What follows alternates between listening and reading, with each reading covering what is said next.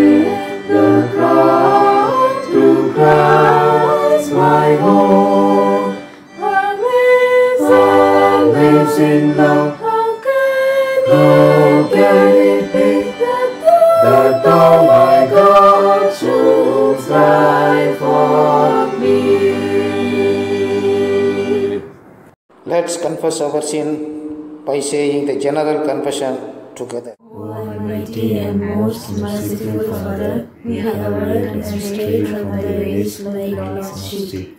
We have followed too much the devices and desires of our own hearts. We have offended against thy holy laws. We have left undone those things which we ought to have done. And we have done those things which we ought not to have done. And there is no faith in us. But thou, O Lord, have mercy upon us, miserable offenders. Spare thou those, O God, who confess their faults. Restore thou those who are impenitent, according to thy promises declared unto mankind in Christ Jesus our Lord. And grant, O most merciful Father, for his sake, that we may hereafter live godly, righteous, and sober life, to the glory of thy holy name. Amen.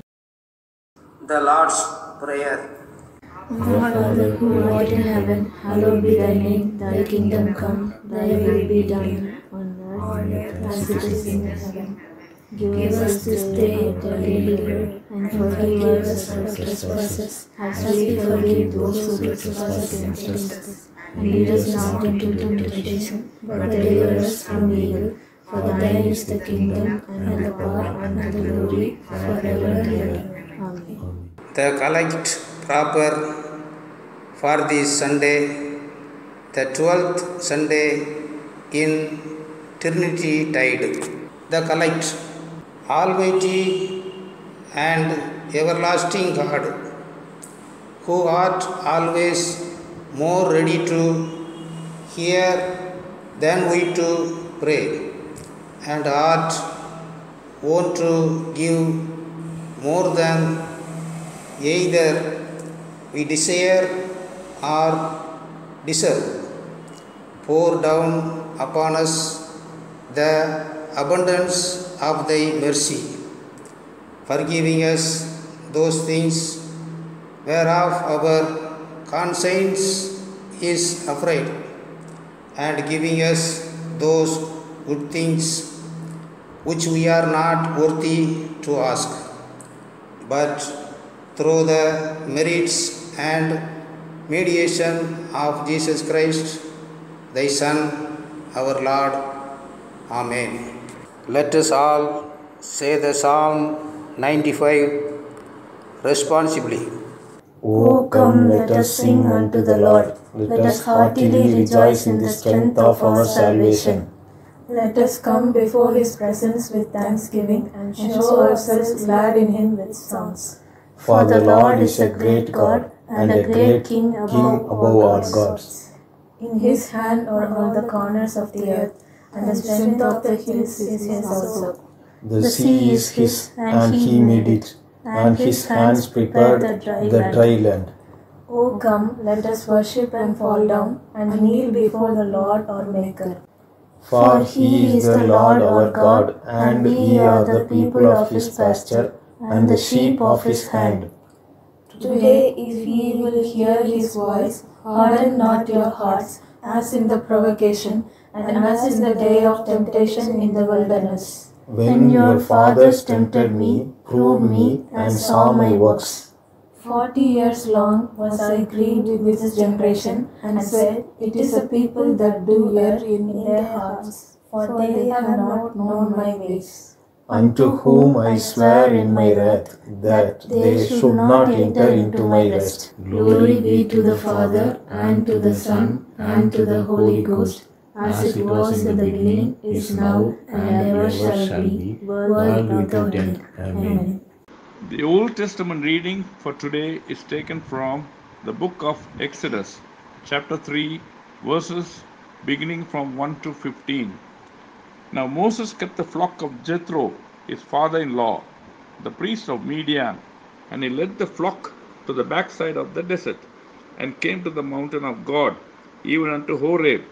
And the angel of the Lord appeared unto him in a flame of fire out of the midst of a bush.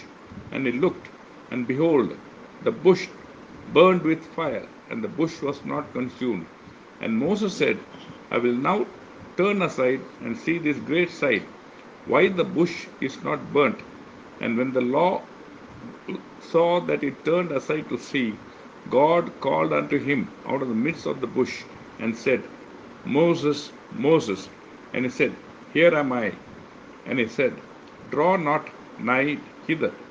Put off thy shoes from thy feet, for the place whereon thou standest is holy ground. Moreover he said, I am the God of thy father, the God of Abraham, the God of Isaac, and the God of Jacob. And Moses hid his face, for he was afraid to look upon God. And the Lord said, I have surely seen the affliction of my people which are in Egypt, and I have heard their cry by reason of their taskmasters. For I know their sorrows, and I am come down to deliver them out of the hand of the Egyptians, and to bring them up out of that land unto a good land, and a large, unto a land flowing with milk and honey, unto the place of the Canaanites, and the Hittites, and the Amorites, and the Perizzites, and the Hivites, and the Jebusites. Now, therefore, behold, the cry of the children of Israel is come unto me, and I have also seen the oppression wherewith the Egyptians oppress them.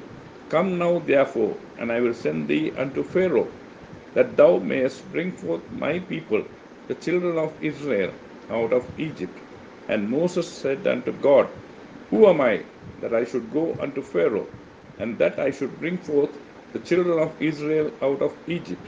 And he said, Certainly I will be with thee, and this shall be a token unto thee, that I have sent thee.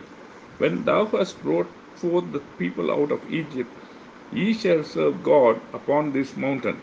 And Moses said unto God, Behold, when I come unto the children of Israel, and shall say unto them, The God of your fathers hath sent me unto you, and they shall say to me, What is his name? What shall I say unto them? And God said unto Moses, I am that I am. And he said, Thus shalt thou say unto the children of Israel, I am hath sent me unto you. And God said moreover unto Moses, Thus shalt thou say unto the children of Israel, The Lord God of your fathers, the God of Abraham, the God of Isaac, and the God of Jacob, has sent me unto you. This is my name forever, and this is my memorial unto all generations. Here endeth the reading of the Old Testament. Thanks be to thee, O Lord. Let us read Psalm number 100. Oh, be joyful in the Lord, all ye lands. Serve the Lord with gladness, and come before his presence with a song. Be ye sure that the Lord, he is God. It is he that hath made us, and not we ourselves.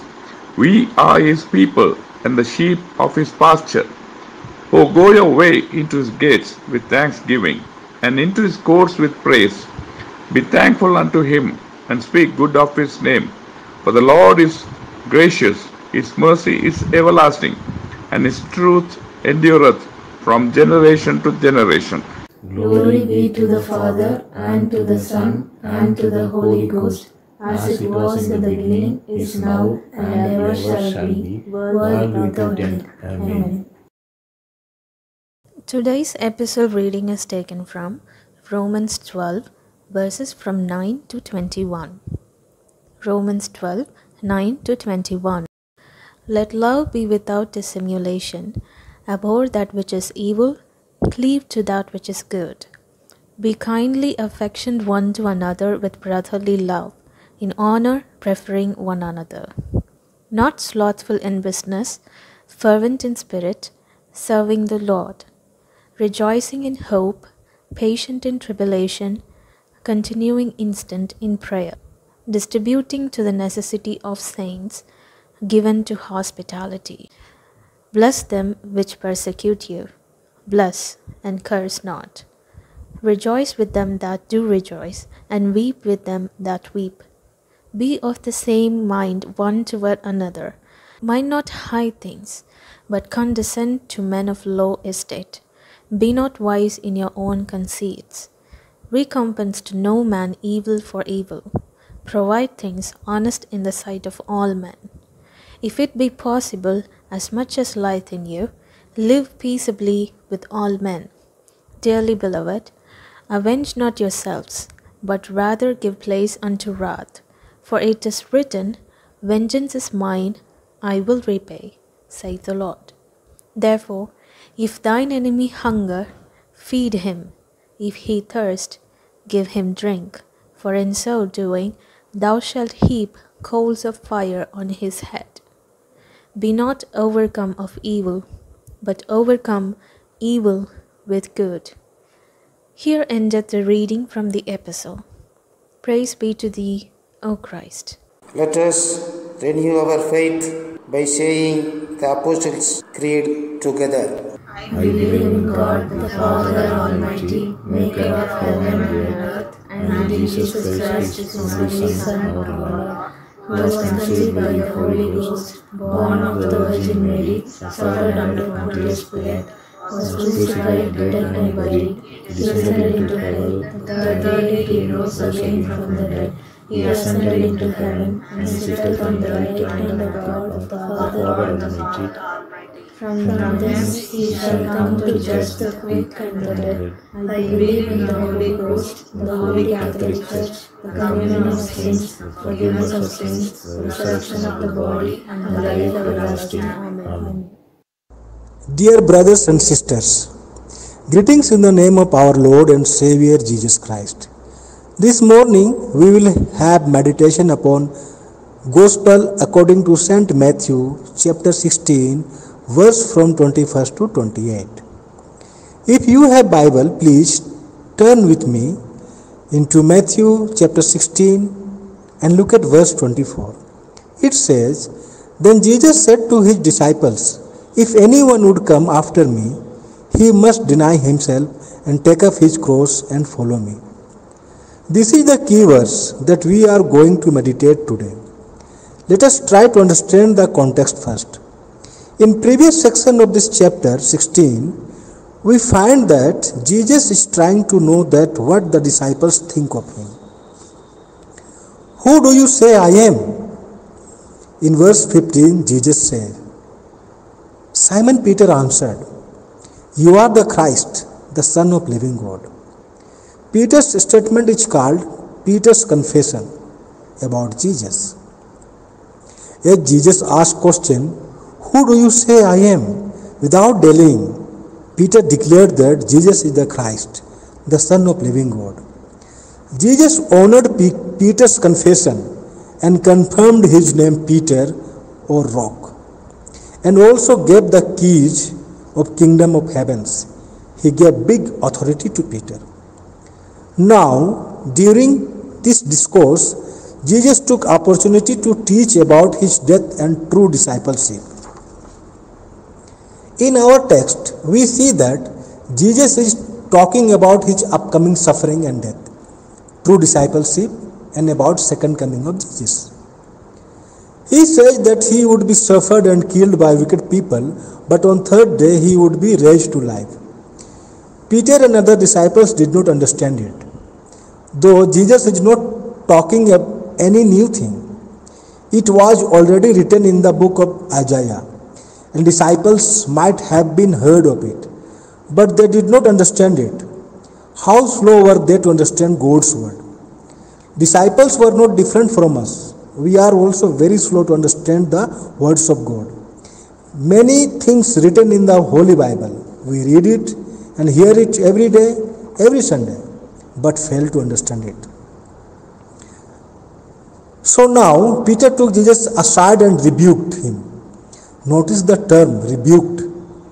Peter did not suggest but rebuked Jesus. Never, Lord, this shall never happen to you. In reply, Jesus said, Get behind me, Satan. You are a stumbling block to me. You do not have in mind the things of God, but the things of men. Very strong word Jesus is using here for Peter, Satan. Satan, the fallen angel, who opposed God, who deceived first men and women in the Garden of Eden. It may be possible that Peter was shocked to hear this word. But here the term Satan denotes the characters of Satan as deceiver or adversary. Adversary or opponent of God. Here Peter is playing the role of Satan to mislead him, as in the beginning of Jesus' ministry we see Satan tempted Jesus to get away from God's mission. Jesus understood it, so he replied, Get behind me, Satan. In fact, Peter as a Jew had an idea of Messiah like a warrior king or King David. Jews used to think that when Messiah would come, he would come like king and would fight against Romans and would bring freedom to his people. And just before we saw that Peter confessed that Jesus is the Christ. But this Christ is not according to their expectation.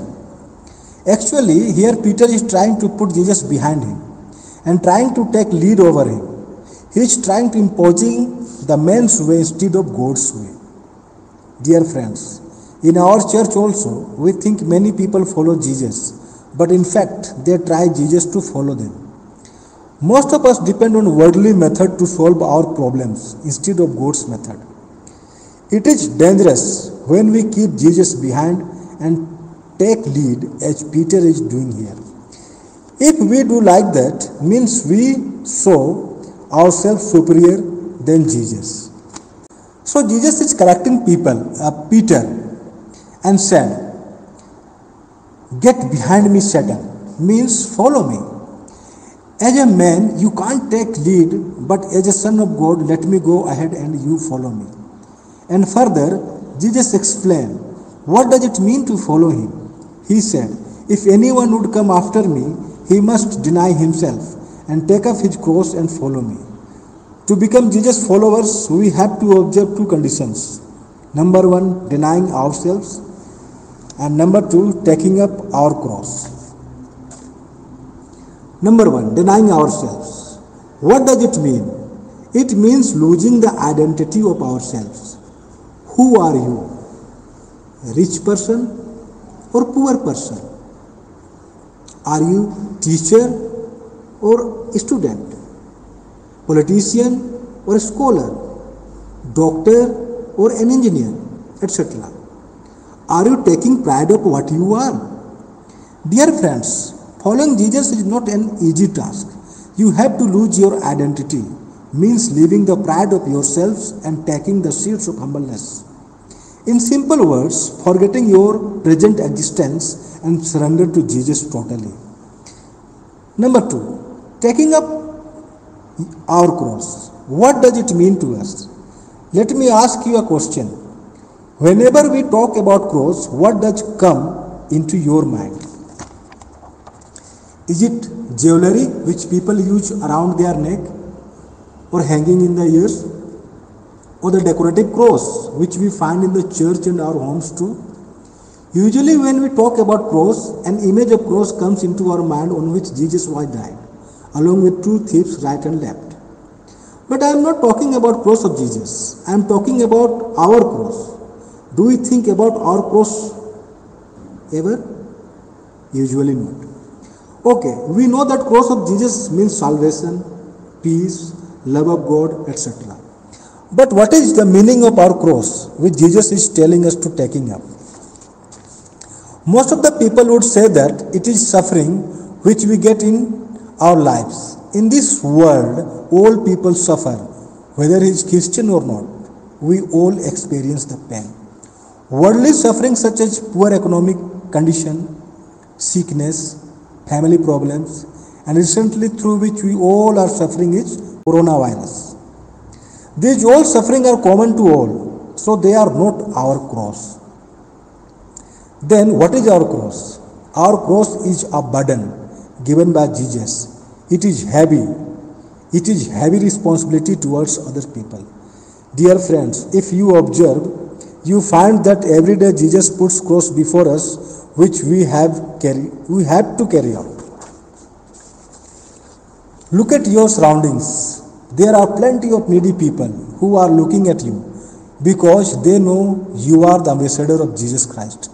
Don't go far, just look into your family, your church, your city. You will find the needy people who are starving of God's love and care. And when you will begin to take care of them, definitely you will be suffered. And this suffering is not common but a specific type of suffering called willing endure. That means you are willing to get suffer for others' benefits. That is our cross which Jesus is telling to take up. Every day Jesus gives us opportunity to take up our cross. So what cross is Jesus placing before you today?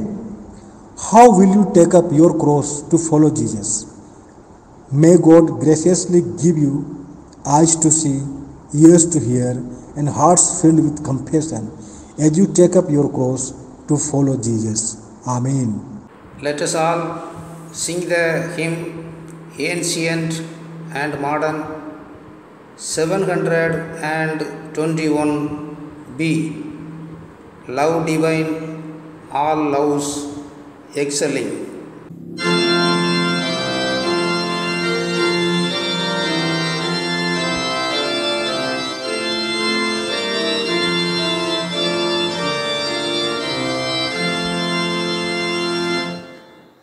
Lord divine, all loves excelling, joy of heaven to earth come down. Fix in us thy humble dwelling, all thy faithful mercies crown. Jesus, thou art all compassion, pure and wonder, Lord of all. Visit us with thy salvation, enter every trembling heart. Come, Almighty, to deliver, let us all thy light receive. Suddenly return and never, nevermore thy temples leave. Beholding all this blessing, standing as thy voice above.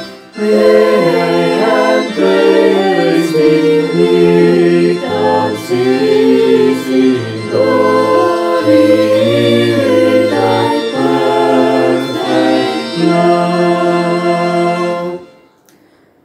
King is and thy new creation, Romans wonders let us hear. Let us see thy great salvation, perfectly restored in thee. Straight from glory into glory, till in heaven we take our place. Till we cast our crowns before thee, lost in wonder, love and praise. The peace of God, which passeth all understanding, keep your hearts and minds in the knowledge and love of God, and of His Son Jesus Christ our Lord. And the blessing of God Almighty, the Father, the Son, and the Holy Spirit be amongst you and remain with you always. Amen.